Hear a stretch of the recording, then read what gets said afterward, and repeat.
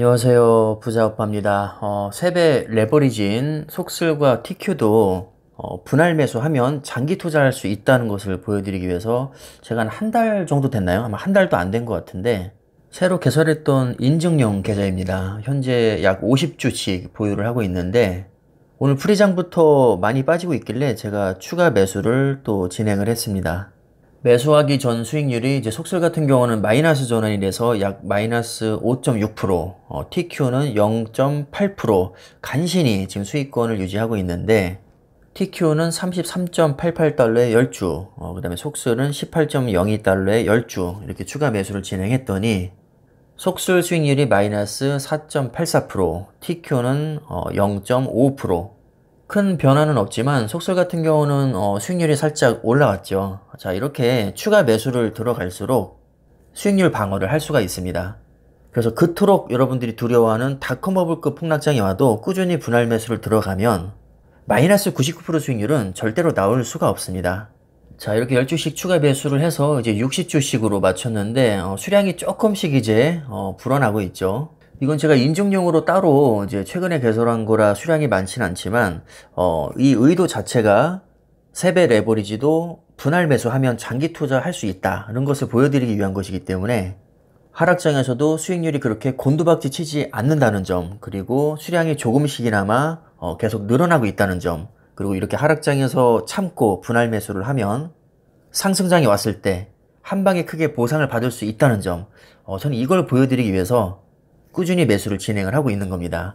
그래서 관전 포인트를 여기에 초점을 맞추시면 아마 제 의도를 파악하실 수 있을 겁니다.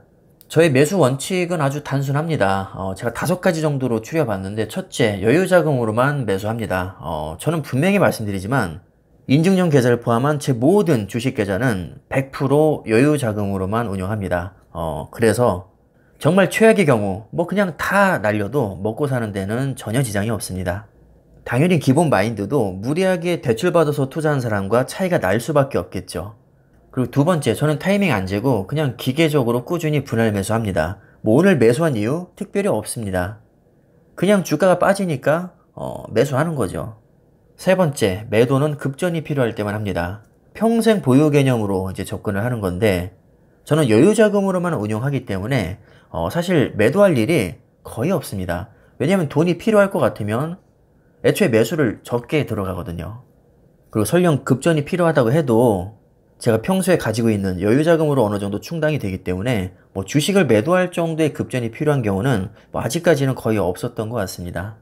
그리고 네 번째, 요즘에 익절에 관한 좀 언급이 많이 있는 것 같은데 익절을 하고 안 하고는 본인의 자유고 뭐 이것이 옳다 그르다 저는 이렇게 굳이 판단하고 싶지 않습니다.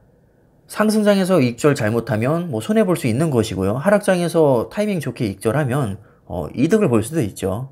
하지만 길게 보면 어차피 확률은 거의 50% 수준에서 놀 것이기 때문에 저는 굳이 타이밍 재느라 정신적인 노동을 하기가 싫습니다. 근데 나는 뭐 엄청난 촉을 가지고 있어서 타이밍 기가 막히게 잘 맞출 수 있다. 그럼 익절이 아니라 풀대출 받아서 매일 단타를 치면 금방 부자가 될 수 있을 겁니다. 근데 저에게는 그런 능력이 전혀 없고 그냥 주식이 우상향한다는 강한 믿음이 있기 때문에 굳이 타이밍 재지 않고 그냥 수량만 계속 모으고 있습니다.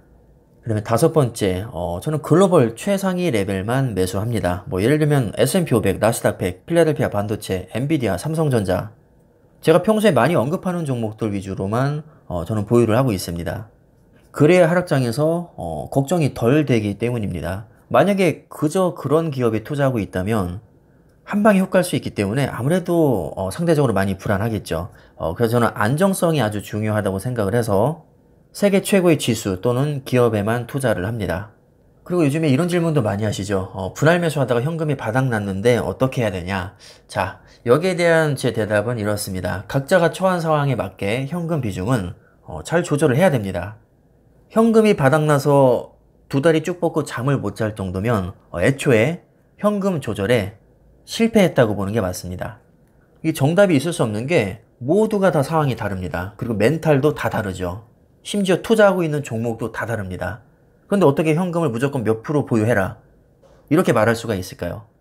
물론 일반적으로 20%에서 30% 현금 보유하는 게 적당하다라고 말들을 많이 하지만 이건 그냥 교과서적인 딱딱한 얘기일 뿐이고 사실 현금 보유 비중은 개인차가 너무 큽니다.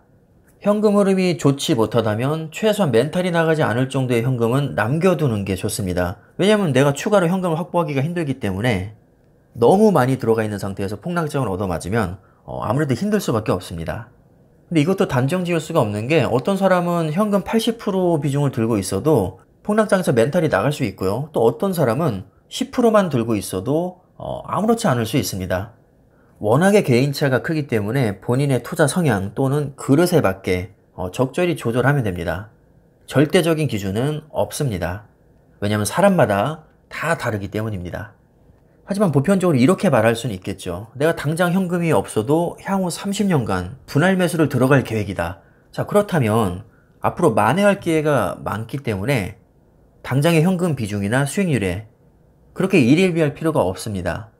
반면에 극단적으로 어떤 사람은 무리하게 대출받아서 내가 고점에서 몰빵을 들어갔는데 현금 흐름도 좋지 않고 이자 부담은 너무 되고 하필 그 종목도 3배 레버리지고 누구라도 이런 상황에서는 당연히 멘탈이 나갈 수밖에 없을 겁니다. 그러니까 어떻게 보면 가장 중요한 것은 우리가 현금 비중을 몇 프로 들고 가야 된다 이렇게 단정을 짓는다기보다는 본인의 투자 성향을 잘 파악하고 거기에 맞는 현금 비중을 스스로 정하는 게 중요합니다. 그러니까 엄밀히 말하면 이건 누구한테 질문할 게 아니라는 거죠. 본인이 정해야 됩니다. 지금 분위기를 보니까 다시 하락장이 슬슬 시작이 되는 것 같은데 개인적으로는 상승장이 오길 바랬지만 어쩔 수 없습니다. 하락장도 각오하고 있었고 저는 그냥 평소 하던 대로 계속 분할 매수를 들어갈 겁니다. 자, 그럼 오늘 영상은 간단하게 마무리하겠습니다. 감사합니다.